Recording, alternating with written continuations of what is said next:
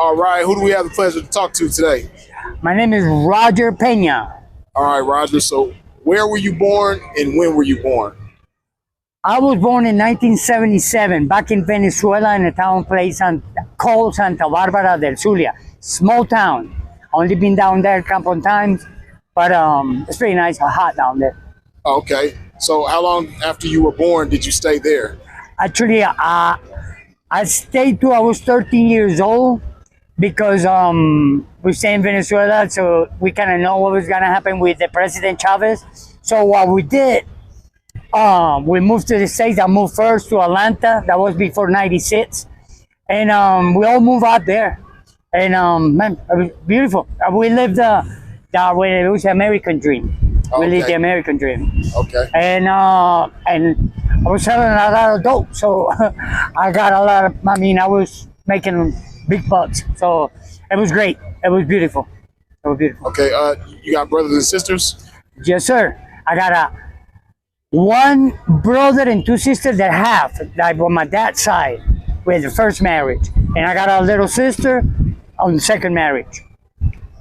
So you're from the second marriage? Yes, sir. Okay, cool. So, what was it like when you? So you moved to the States when you were 13. So what was it like when you first got there? To the United States. It was beautiful because my uncle was a drug dealer, so we had a house with a pool and we had a mechanic shop. My first car was a Camaro up there, so I mean it was fun, because we have plenty money to spend. Disney World, MGM Studios. I mean, we did it all. We did it all. And spend. I mean, go out and clubs and stuff like that because my uncle and my aunt were like 28 years old and I was only 18. So man, we did we party a lot. We party a lot. It was fun. That's cool. So did you know any English at all before you got there? Actually, I didn't, man. That was the worst class I have. I almost failed my last year because of English. But I moved out there and all my family speak English. My cousin, he didn't even speak Spanish because they're born in New York, New Jersey. And I started hanging out with them, and I mean, it was I had a Don, he passed away. He was he was from Croatia, but he came to the States when he was little, so he was a redneck from Croatia, Chicago. He grew up in Chicago, man. God bless it, his soul, man. He was. I mean, we had a lot of fun too. Got a lot of dope. He loved guns. He loved guns. He got all kind of guns and porn. Stacks of porn. So it was nice, man. It was nice. It was nice. Yeah, that's cool. So how was your childhood, like your teenage years there, like high school? How was that? Actually, it was hard because I mean I did my last year of high school up there, but I'm Hispanic, so for American culture, Hispanic people, we are Mexicans, so it was kind of hard, like to get women and stuff, like blondes and stuff because of the the English. But I started hanging out with my cousins, his friends, and all that, and I started learning, and that's how I learned my English. I never went to school to learn. I learned out in the street, just getting drunk and doing a lot of drugs. But it was fun. The United States was beautiful. My teenage life was great because when I was 18 years old, I already had all kind of money. Because my uncle, he didn't let me his business, but I know all his friends, and next thing they were coming to me. Even the guys that give him the drugs came to me. So next thing I had $100,000 in the trunk. Just for me, because they just bring me.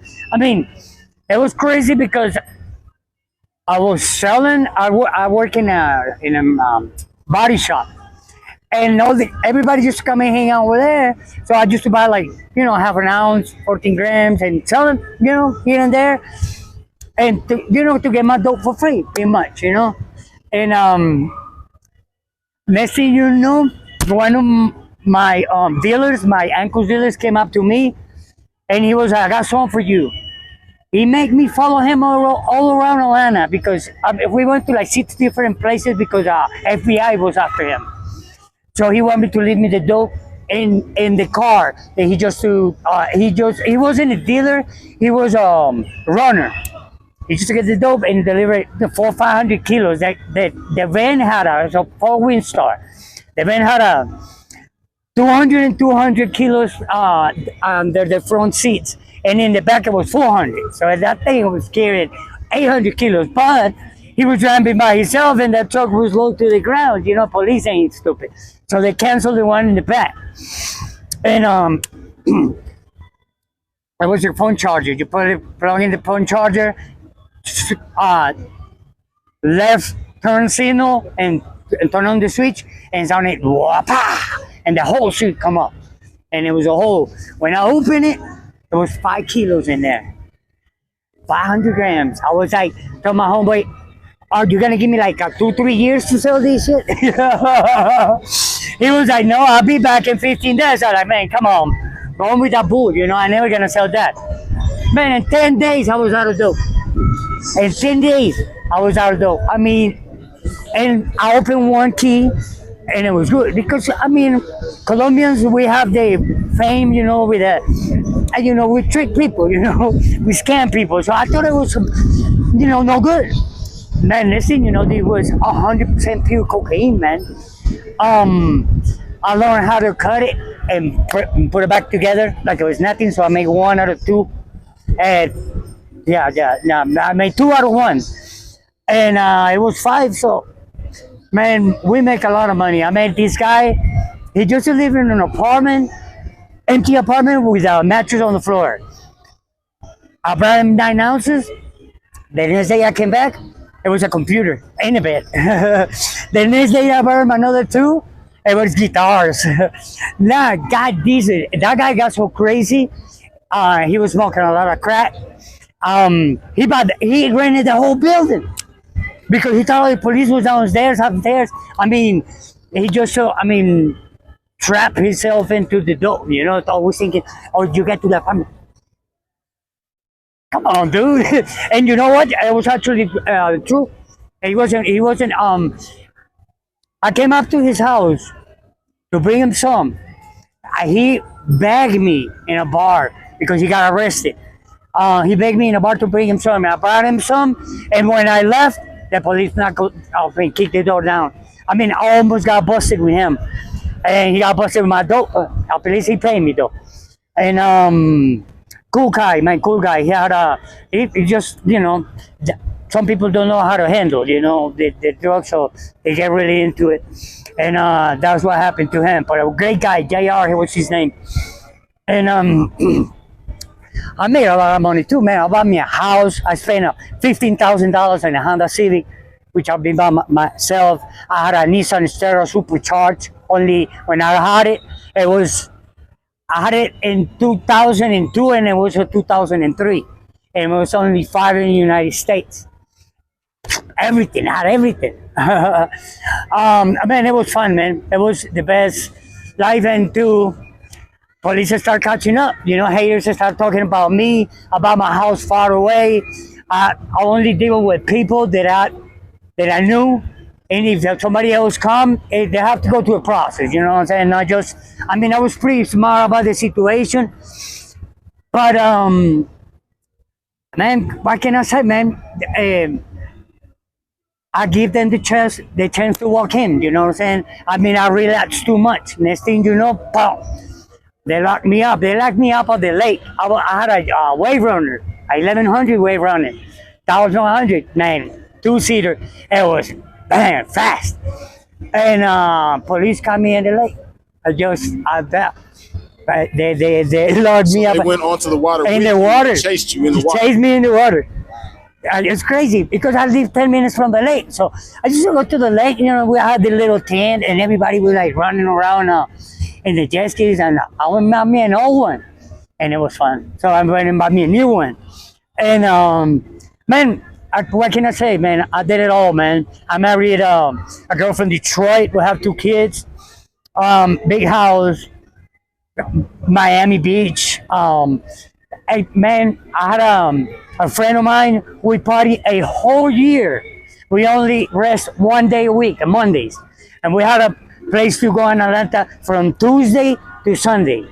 Just to look at women, man. And you know, the coke was so good. I bring a whole gram to the party, and we didn't even do it the whole time. You know, because it was. I mean, they don't even make it like that no more here. And then here it's. I mean, I never seen nothing like that. But like that, it was crazy. And I took up with the kilos. When I received the kilos, I opened the first one. I saw the first one, and the second one, it was different kind of dope, and it was better. You know, and it had a stamps on it. I mean, it was straight from Colombia, man. Good goat, and it was yellow, brown, white, 5 kilos, 5 different kinds of dope. So I learned a lot about dope. I learned about a lot about dope. I learned how to cook crack. Never smoked it up there. Now I'm hooked on it. I don't do coke, but I like to smoke crack. But I got my job. I got a job over here. I work with an American company. I make $4 million, $1,000 a month, which is enough to live here. I got deported again twice from the States because last year I waited 15 years, and 2 years ago I tried to go in because I was born in Venezuela, so I was just trying to get the asylum, and no, they didn't let me. They let my family in, but they didn't let me, man. So now I'm down here by myself.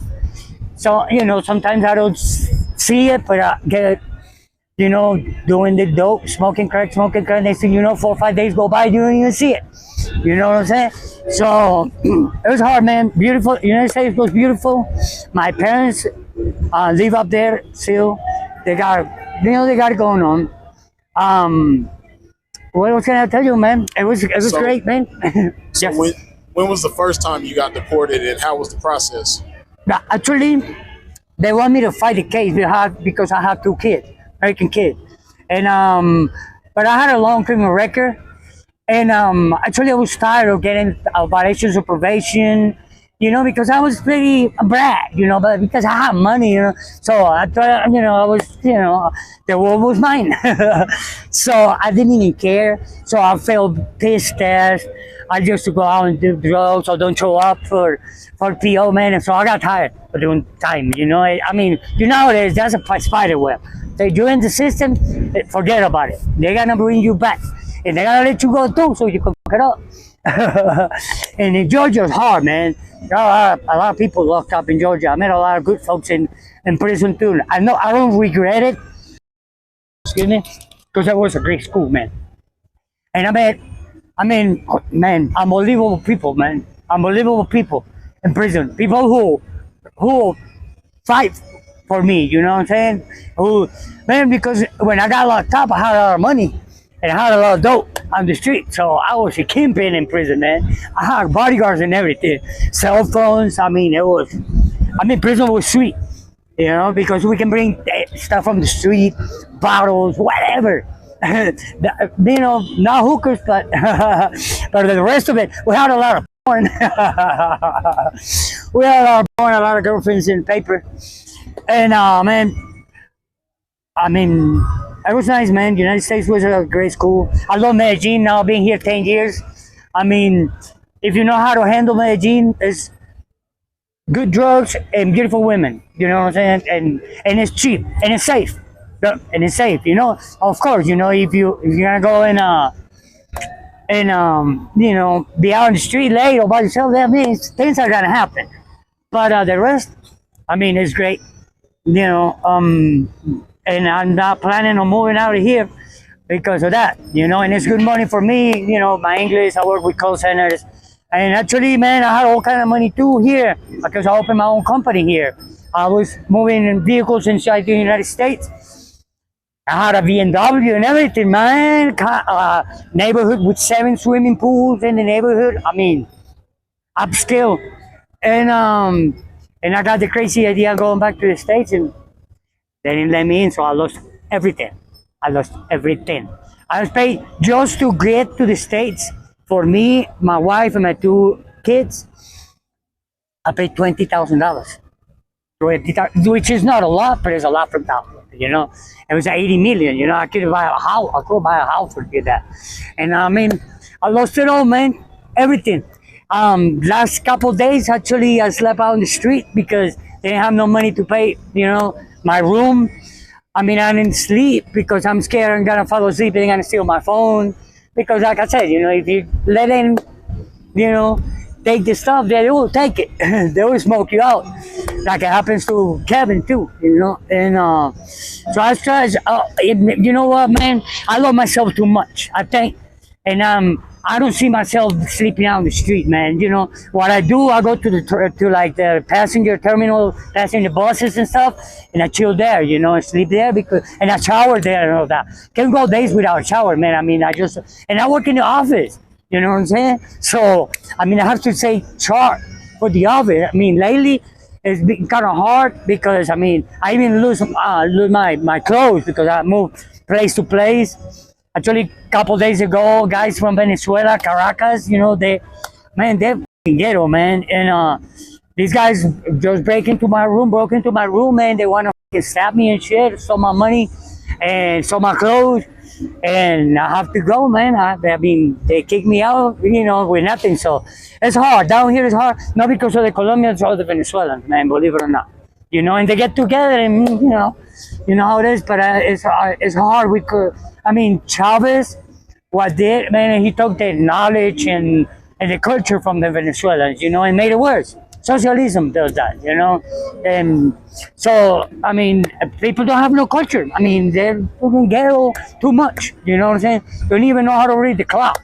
So that's what he did, man. And man, right now I'm just waiting.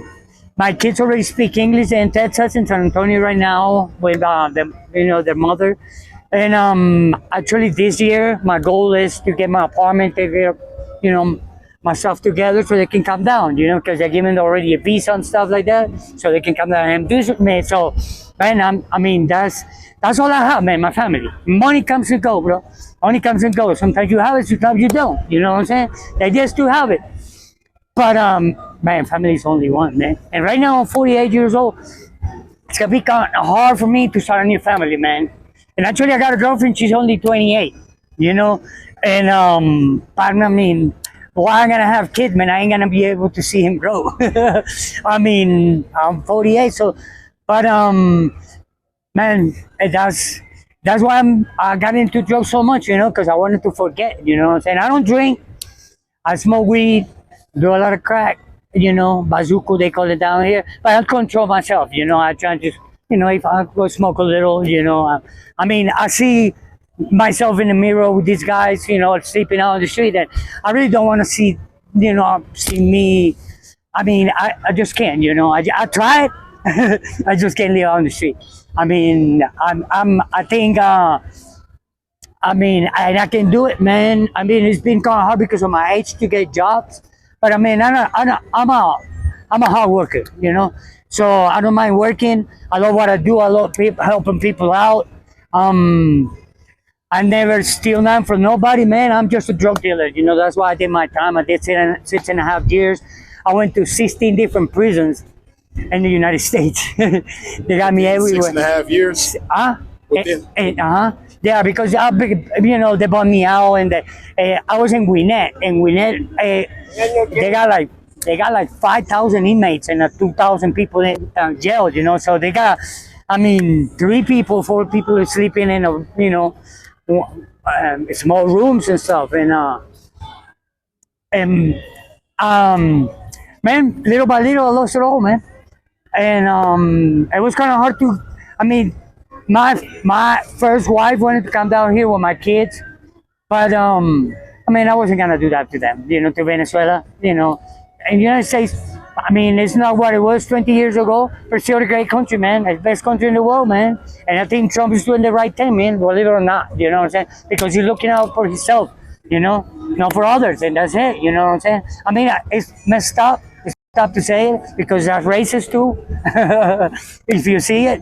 But, man, listen, I was 19 months in an immigration prison, and out of 9 out of 10, it was drug dealers, killers, kidnappers, and it was people that was already with jobs to go kill people. People from Haiti, bad, man, God, Jesus, people, no good, man, no good. And man, so those are the people that They messed up the country, brother. Like those Venezuelans who with the staying there out, man. So I mean, I think Trump is gonna and make the money with Venezuela and stuff like that. So I mean, um, I don't want to go back because I mean I'm up to here to the United States, but I wanted to give my kids a chance.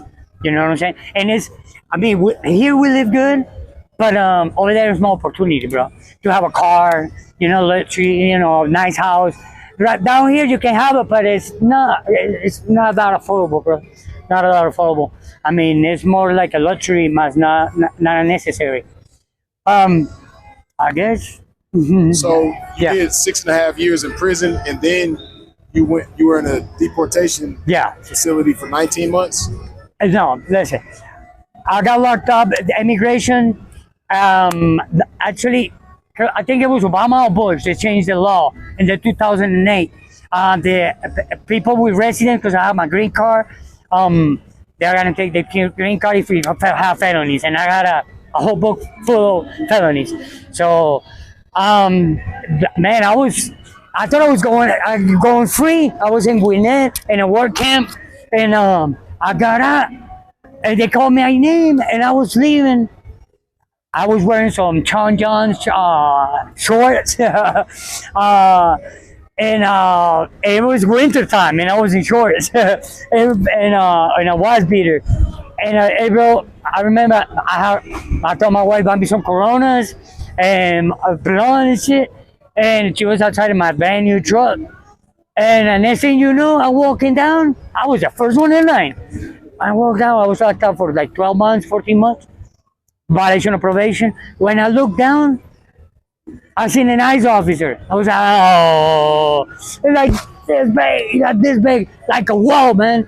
I was like, and I looked back, and we're all Hispanic. I was like, we ain't going home. And they were like, what you mean? What you mean? No, we ain't going home, bro.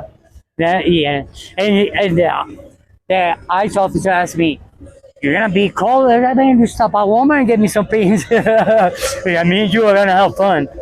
And I was down here for 15 years, and I had the crazy idea to going back.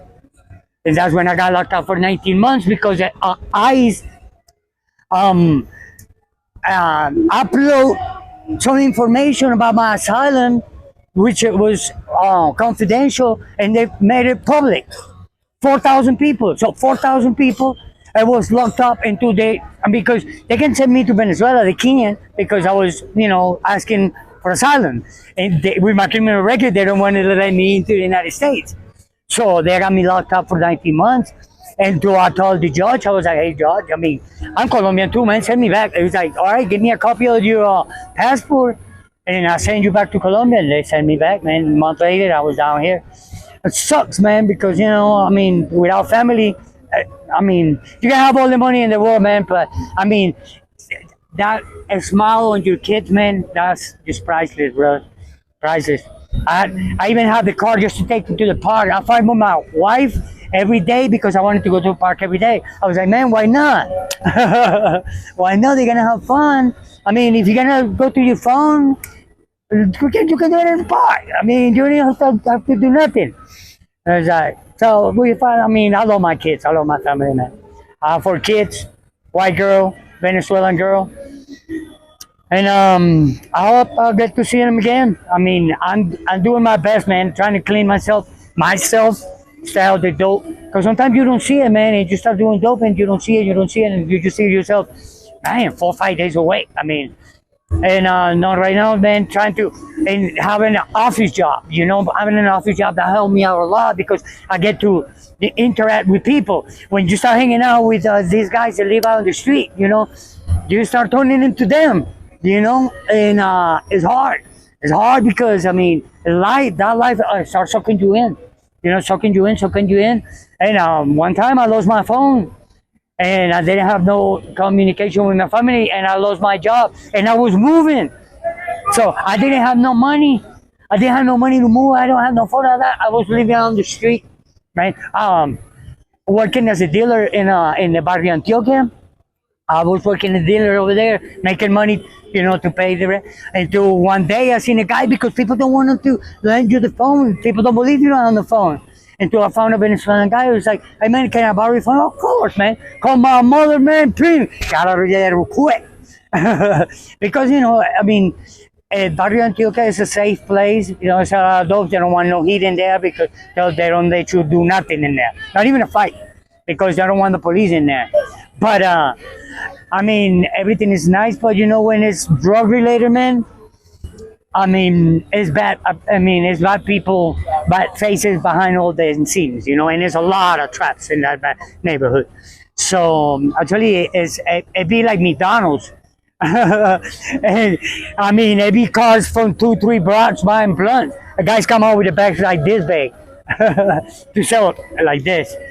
And man, I have a lot of plans for the future, man. My kids and I race cars. I race cars in the United States, build cars. So I want to do that again. I want to get back to my driving, and instead of the drugs, man. I mean, I'm just burning my brain. I can see it. I can see it. I can see myself. So I know I can do it.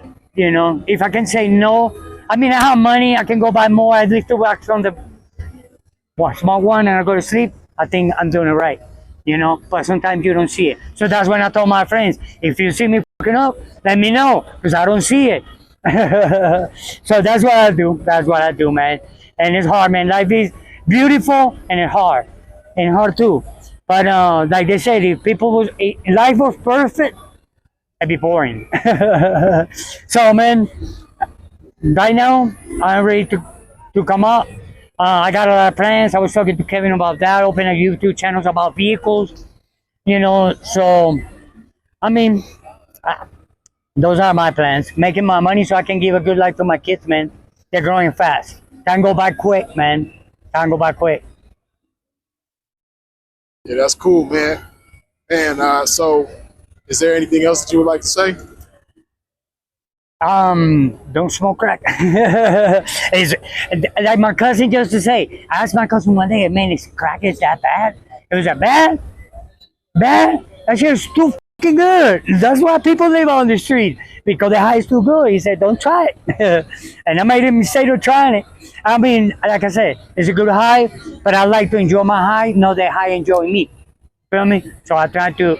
I mean, I don't like to. I mean, if I'm gonna smoke, I'm gonna sit down, relax. Turn on my phone, or my girls, whatever, do my thing and take your money and run. That's what you're gonna do. And God bless you all, man. Well, man, Roger, I appreciate you sitting down, taking the time to tell your story, man. Thank you. You're welcome, man. Thank you, man. Thank you. Bye bye.